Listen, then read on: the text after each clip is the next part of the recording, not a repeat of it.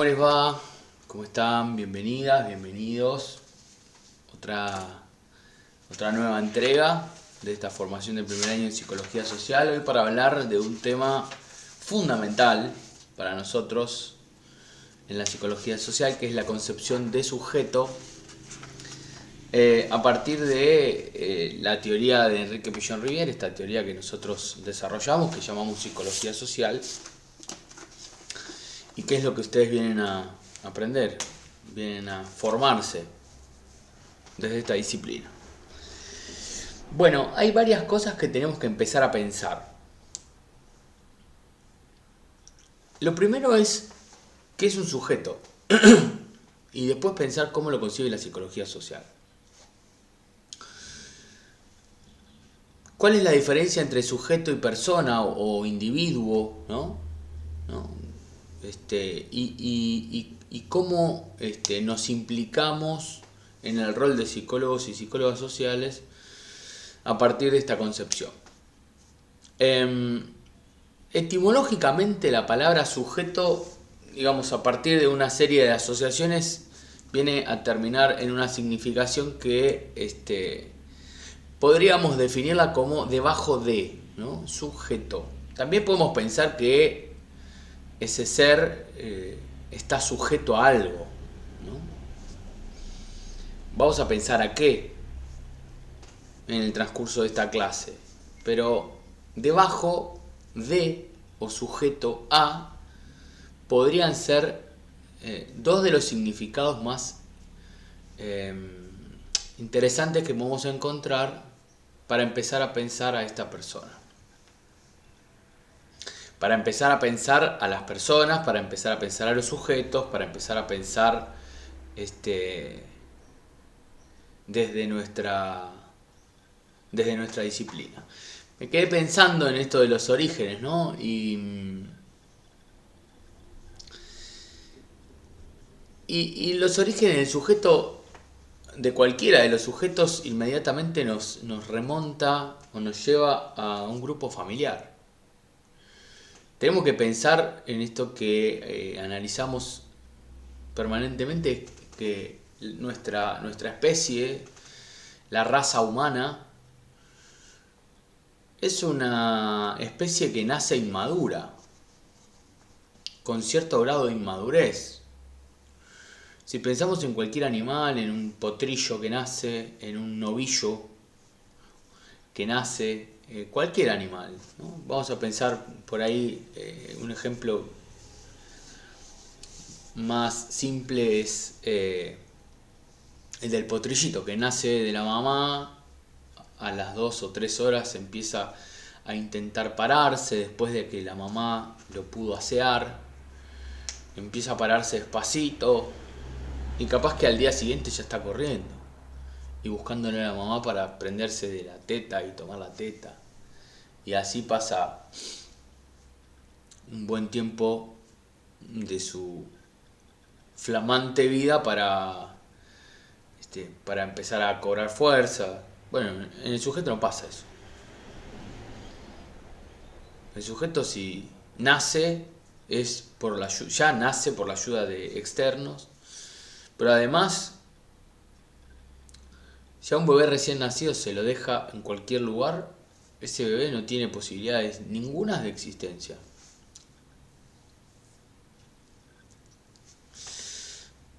El bebé muere porque no tiene ni las condiciones para obtener alimento por sí mismo, ni para asearse, ni para calentarse. No hay posibilidad, con lo cual es desde incluso antes del nacimiento que necesitamos de ese otro para poder subsistir. Digo esto para empezar a pensar que el sujeto no es sin el otro. La propia inmadurez de la especie nos pone en un lugar de necesidad absoluta respecto de otro u otros. Hay una muy interesante anécdota, digamos, científica, que cuenta que se tomó en la Segunda Guerra Mundial a un grupo de bebés que recibían concretamente y todos los días en Alemania, ¿no? Después o durante la Segunda Guerra Mundial, recibían puntualmente la cuota de alimentos y de higiene y de calor. Eran un montón de bebés que habían quedado huérfanos y que se los puso en cunas, en un ambiente muy cálido, con enfermeras que entraban y les daban la cuota de alimento y de higiene, pero no lograban sobrevivir. Y es así que podemos empezar a pensar esto de lo biológico también, ¿no? No es solamente la necesidad biológica del calor y del alimento, sino que hay algo más que es necesario de ese otro para poder subsistir. Esta anécdota, este experimento que se hizo, se llamó hospitalismo, se lo conoció como hospitalismo, y vino a graficar justamente esto, ¿no? La imposibilidad de la supervivencia de la especie a pesar de recibir la ración de alimentos y de calor que se necesita. También pensar que cuando el bebé nace es recibido en una especie de nido de palabras, ¿no? Para empezar a pensar el rol de la familia en todo esto. Cuando un bebé nace ya se lo espera con un nombre, ya se lo espera con ideas, ya se lo supone en lugares desde los cuales después esa mamá y ese papá van a hablar, o esa familia le va a hablar a ese bebé desde esa suposición. Entonces hay como una estructura que tiene que ver con la palabra. Hay como a mí me gusta decir nido, ¿no? En donde ese bebé es depositado ahí en medio, y además de la cuota biológica de ración alimentaria y de higiene, empiezan a aparecer otros elementos sumamente necesarios para el desarrollo del sujeto próximo, de ese bebé. Entonces, en los orígenes del sujeto siempre hay un otro, aparece siempre un otro. Esto, como para empezar a pensar. Es necesario también, a partir de analizar este experimento, esto que yo les decía, ¿no? Las necesidades biológicas no son las únicas necesidades a satisfacer. Aparecen otras. Y justamente el par necesidad-satisfacción es uno de los más importantes para nuestra disciplina. Ahora vamos a ver por qué. Pero la necesidad y la satisfacción, o la satisfacción de las necesidades, empiezan siendo en relación con otros de ese bebé, de ese infante, y es ahí como empieza este derrotero que termina con la constitución del sujeto. Vamos a ver en qué momento. A partir de una serie de experiencias, ese bebé que llega empieza a satisfacer esto que demanda, que son sus necesidades. Primero de hambre, necesidades biológicas. Empieza a experimentar sensaciones que estando en la panza de su mamá no sentía.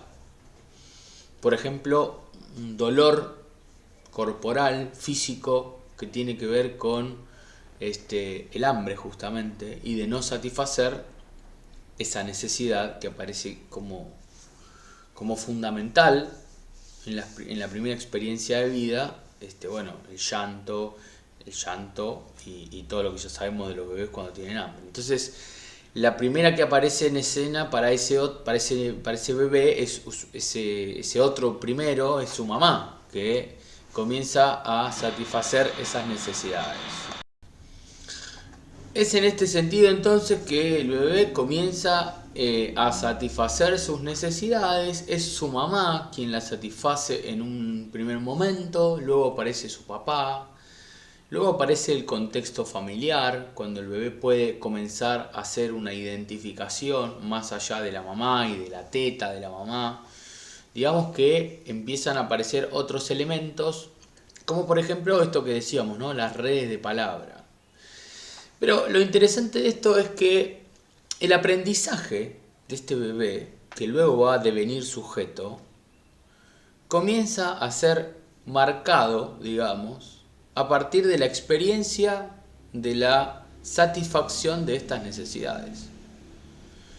A partir también de la manera, no solamente digo la manera en la cual la satisface, que puede ser positiva o puede ser negativa, con sentimiento de gratificación o de frustración, sino también el ámbito en el cual satisface esas necesidades, ¿no? De qué manera se presenta ese ámbito o ese ambiente ecológico para ese bebé.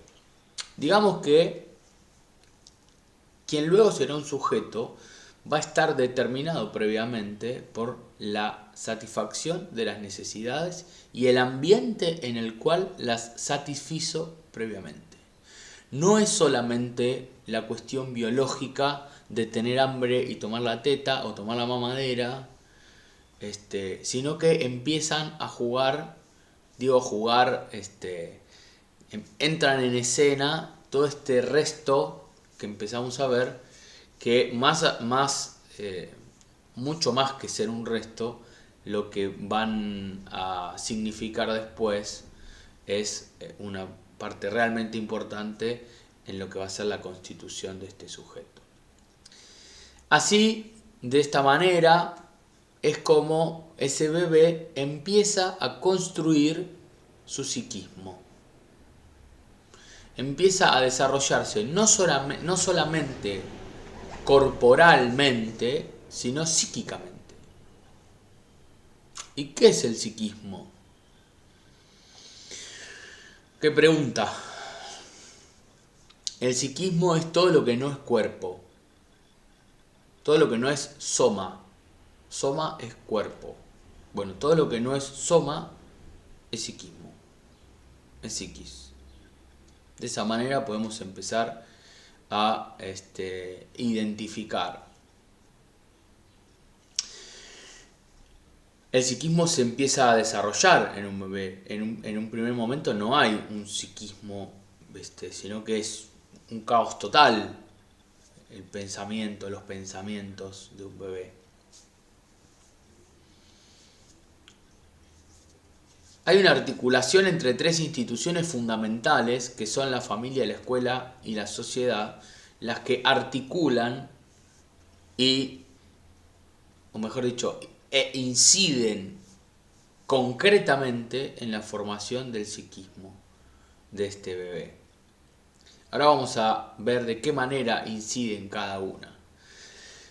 Otra de las cuestiones que se me viene a la mente ahora es que vamos a hablar no solamente mucho durante el tiempo de esta formación de psiqui, de sujeto, sino también de subjetividad, porque lo que se construye también desde la familia, la escuela y la sociedad es la subjetividad. ¿Y qué es la subjetividad? Podemos decir así en un primer intento de definición de lo que es la subjetividad, que es la manera en que cada sujeto tiene de decodificar la realidad. Eso que está pasando fuera de él, cuando el sujeto lo ve, lo analiza y lo introyecta, se lo guarda, lo pasa a la psiquis, lo hace a través de su, por supuesto, y esto lo digo entre comillas, propia visión, pero además eso que está viendo necesita pasar por sus propios filtros, los del sujeto, para ser incorporados. Esos propios filtros tienen que ver con la construcción o con la constitución de la subjetividad. Más adelante veremos en detalle esto de la subjetividad y la relación con el sujeto, con cada sujeto. Pero lo que decimos a priori es que la subjetividad es la manera, o podría ser la manera, de decodificar la realidad del sujeto. Decíamos entonces que son tres las instituciones que son prioritarias para la constitución del psiquismo de ese bebé que tiene todo desorganizado y que de alguna manera necesita comenzar a estructurarse como sujeto, ¿no? Como sujeto. Antes de ser bebé no hay un sujeto. Perdón, antes de sujeto, el ser bebé no es ser un sujeto. Hay una diferencia también muy importante que tenemos que hacer entre sujeto, persona, individuo, que no la dije en un principio, y aprovecho este momento para revertir ese lapsus. Se es sujeto desde una construcción psíquica, como decíamos recién, a partir de una serie de operaciones que necesitan ser vividas, es como se constituye el psiquismo. Y luego la subjetividad. Estas experiencias vividas por cada uno son lo que construyen la manera de comprender la realidad. Persona vendría a ser, a los fines jurídicos, una manera de darle identidad a cada sujeto. Es persona quien cívicamente posee derechos, posee una identificación, como puede ser un documento de identidad, para formar parte de todo el aparato estatal, digamos, ¿no? O sea, el Estado identifica a los sujetos como personas desde un lugar cívico. Y el término individuo viene a aparecer mucho después y es bastante cuestionable desde nuestro punto de vista o desde nuestra consideración, porque no contemplamos a un individuo, no contemplamos a la persona individualizada, sino todo lo contrario. Contemplamos al sujeto en grupo. Decíamos que se es sujeto a partir de un otro. No hay sujeto sin otro. Entonces, individualizar al sujeto, podemos pensar que tiene otro tipo de finalidad. El término individuo aparece durante la Edad Media y es ahí cuando se empieza a acuñar, digamos. Bueno, en fin, nosotros no lo utilizamos desde nuestra praxis, desde nuestra ciencia. Nosotros hablamos de sujetos, tampoco de personas, sí de sujetos, porque lo que hacemos es un análisis del psiquismo en relación a los demás, siempre en relación a los demás. Bien, habiendo realizado esta aclaración, nos ponemos a hablar de la familia. ¿Qué pasa con la familia? Habíamos dicho entonces en un principio que la familia es quien trae a este sujeto al mundo. El sujeto de alguna manera es puesto en el seno familiar, en este nido de palabras, y es acá en donde empiezan a aparecer estas prácticas que tienen que ver con el aprendizaje del sujeto en relación, como decíamos, a la satisfacción de las necesidades, pero desde un lugar particular. Digamos que este tipo de prácticas de satisfacción de necesidades, con la consecuente gratificación o frustración para ese bebé de acuerdo a la experiencia vivida, va a ser corporizada en lo que denominamos el saber. Digamos que se comienza, a partir de estas prácticas, se comienzan a incorporar cierto tipo de leyes propias de esa familia y que van a tener que ver concretamente con la experiencia del amor. Es la familia la encargada de comenzar a suministrar a ese sujeto, a partir de este tipo de experiencias que se dan de manera inconsciente y que tienen que ver con el amor, lo que implica la cultura, ¿no? Es la encargada de la familia de insertar a ese bebé que nace, que se lo cuida, que se lo mima, que se lo acompaña o que se lo frustra. Pero es esa familia la encargada de inscribirlo en la cultura. O sea, este sujeto a partir de estas prácticas comienza a comprender qué es lo que está pasando en todo eso que antes era desorganización.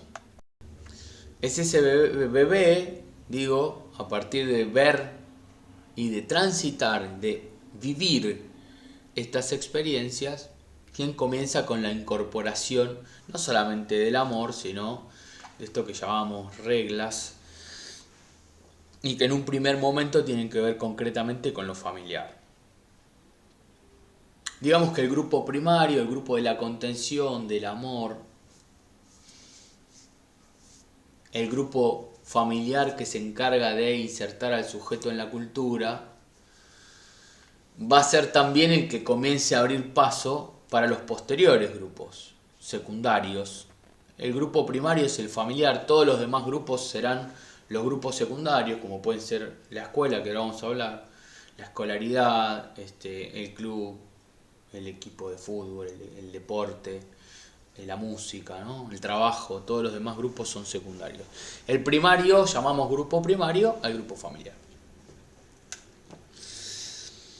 Todo esto va a empezar a dejar una impronta en el psiquismo del sujeto tan particular como ese sujeto que luego será, ¿no? Digamos que en la familia este tránsito se da los primeros 5 años de vida. En este tiempo es cuando ese bebé, que era un bebé, se constituye como sujeto. Luego la escuela y la sociedad van a moldear esa subjetividad de acuerdo a las necesidades, no solamente de ese sujeto, sino de esas instituciones. O sea, el sujeto necesita moldear esa subjetividad para poder pertenecer a esos grupos, a esa sociedad y a esa cultura. En caso contrario, bueno, lo que pasa es otra cosa que veremos más adelante, pero digamos un sujeto que no pertenece desde un lugar, desde el psiquismo a determinados grupos, no es sin patología, ¿no? Entonces, pero eso lo vamos a ver más adelante. Bien, decíamos entonces, en este tránsito de los primeros 5 años de vida de este bebé, que se constituye como sujeto, comienza a formar parte no solamente de su grupo familiar, del que ya es miembro, pero comienza a adscribirse a estas reglas, a estas normas, sino que desde el lugar del amor, desde la transmisión del amor, de la cultura y demás, es como empieza a adquirir este saber que llamamos nosotros. Saber que será distinto al de su segundo grupo, que es la escuela, la escolaridad, que ya lo dispone a sociabilizar con otros pares, y en donde se lo instruye desde un lugar distinto a ese saber, porque tiene más que ver con lo científico, tiene más que ver con las construcciones científicas en este caso. Por eso decimos que ya este segundo grupo no lo instruye, mejor dicho, no lo adscribe en un saber, sino en un conocimiento. La escuela brinda a ese sujeto, ya sujeto, el o los conocimientos que posteriormente los va a utilizar en la sociedad, en ese otro grupo que aparece, y que son muy necesarios. Por eso la obligatoriedad de la escuela primaria, de la escolarización y del secundario, ¿no? De la escolarización de los sujetos, es de suma importancia, porque además se constituye o se construye un código común que tiene que ver con lo social y que es sumamente necesario. Luego veremos de qué manera impacta en la psique de cada sujeto y cómo lo tendrán que trabajar desde sus terapias individuales. Pero lo concreto es que ese sujeto que nosotros estamos evaluando, mejor dicho, analizando desde la psicología social, comienza a constituirse a partir de un otro. Luego de esa mamá y de ese papá que aparece el grupo familiar, la familia, las leyes, las normas familiares, la adquisición de este saber, de estas prácticas que se hacen carne en este sujeto inminente, y llega a la escuela. En la escuela se lo instruye desde un conocimiento científico, ¿no? Otro tipo otro tipo de saberes, ¿no? Empiezan distintos que tienen que ver con otra cosa, por eso la diferencia que nosotros hacemos entre saber y conocimiento. Como decía, la escolarización a los sujetos sirve para la supervivencia en la sociedad. De alguna manera, la escuela también lo instruye en el deber ser, ¿no? A este sujeto. Y de esta manera pasa luego de la escuela a este tercer grupo que denominamos la sociedad. Ya comenzando a transitar la sociedad, va a ser esta la que lo instruya con otro tipo de cuestiones que tienen que ver con cuestiones jurídicas, legales. Es necesario que este sujeto se moldee cultural y jurídicamente para poder pertenecer a la sociedad. Porque hay normas que debemos cumplir, desde las más simples, como no pasar un semáforo en rojo, o no, qué sé yo, andar en el coche por la vereda, hasta no matar, por ejemplo, ¿no? Porque la cuestión de la hostilidad, por ejemplo, y la violencia son innatas al sujeto. No nacemos sabiendo que no tenemos que matar, ¿no? Digamos. Hay momentos en los que todos hemos tenido esas rabietas que, ¿por qué no decimos lo mataría o la mataría, ¿no? Aparecen esos lugares. Sin embargo, hay que reprimirlas para poder pertenecer a la sociedad en la que vivimos. Hay que reprimirlas. Otras culturas tienen otras reglas, tienen otras maneras, ¿no? La infidelidad en el Oriente Medio es distinta, la pena de una infidelidad marital, a la que se vive de este lado del mundo. En África también es una cultura distinta.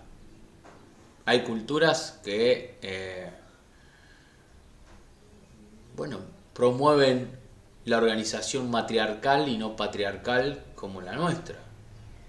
Ya veremos más adelante trabajos como el de Rita Segato en estructuras elementales de la violencia, que analiza una sociedad matriarcal y qué es lo que pasa ahí. Uno cuando lee eso se desorienta porque aprendimos a partir de las prácticas culturales, en este caso, a convivir de una manera determinada, y lo que creemos que es natural, bueno, no lo es, son construcciones sociales.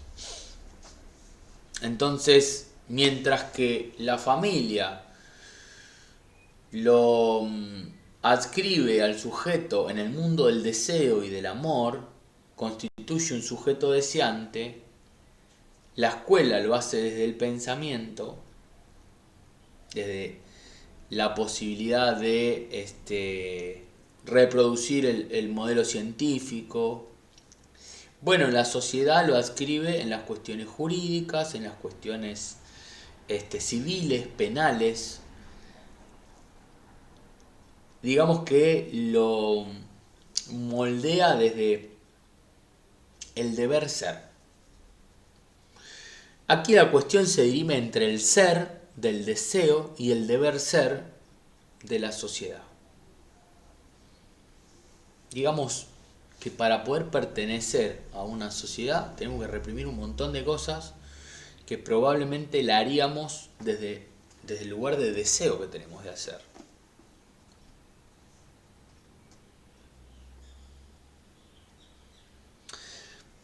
Pensamos entonces al sujeto en una inserción cultural, social, familiar, no, sino a través de un grupo. Siempre la adscripción de los sujetos en cada uno de los ámbitos que hoy vimos es a través del grupo. Por eso, desde la psicología social, lo que trabajamos son los grupos. Y de esta manera decimos que el sujeto es un ser biopsicosocial. Lo biológico del cuerpo, de lo que es el soma, lo psíquico y lo social de la adscripción en la cultura, en la escolaridad, que satisface sus necesidades, porque lo concreto es que permanentemente los sujetos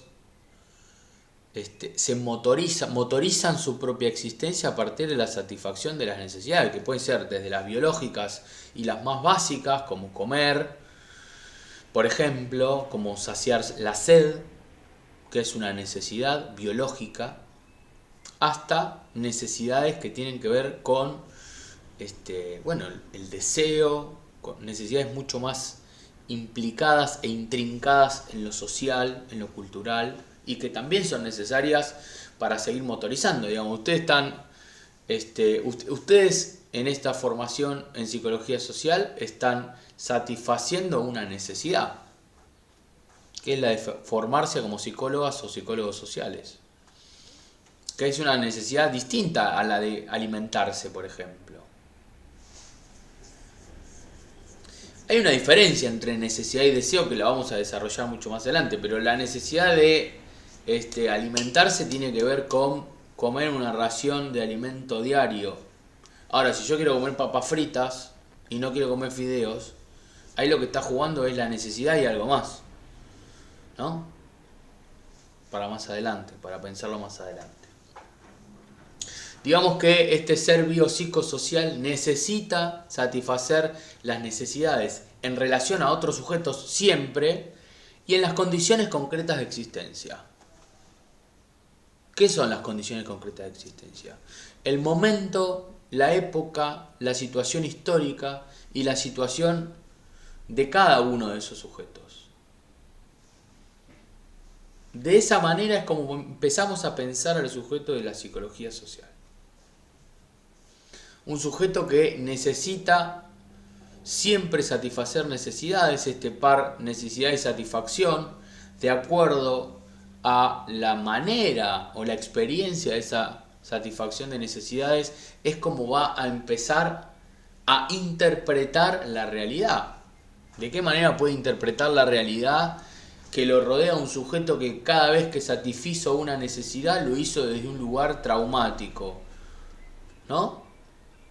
Porque las condiciones concretas de existencia lo ponían en el lugar de, para tener que comer, para tener que alimentarse, tenía que sufrir. ¿Cómo pasa? No es una situación ajena. Hay gente que para comer, para satisfacer esa necesidad biológica y elemental, sufre. Digamos que la experiencia de esa satisfacción es traumática. ¿De qué manera puede decodificar la realidad que la rodea en comparación a alguien más que para satisfacer una necesidad alimentaria nunca tuvo un problema? Siempre abrió la heladera y ¿no? tenía. En ese sentido es como empezamos a pensar el sujeto de la psicología social. Bueno, de esta manera llegamos al final de esta clase. Es una clase que vamos a seguir viendo el resto de la formación, en el sentido de que trabajamos con esto, con las definiciones, con la definición de sujeto. Tenemos presente siempre que el sujeto es un ser biopsicosocial que satisface sus necesidades en relación a otros y que la experiencia de satisfacción de esas necesidades en las condiciones concretas que es determinado ese sujeto, van a tener que ver con la manera de decodificar la realidad que se tenga, con lo cual la manera de decodificar la realidad va a dar como resultado la conducta de este sujeto en determinadas situaciones de su vida, en relación a los demás. Hay mucha tela para cortar. Nos vemos en la próxima entrega. Les mando un abrazo.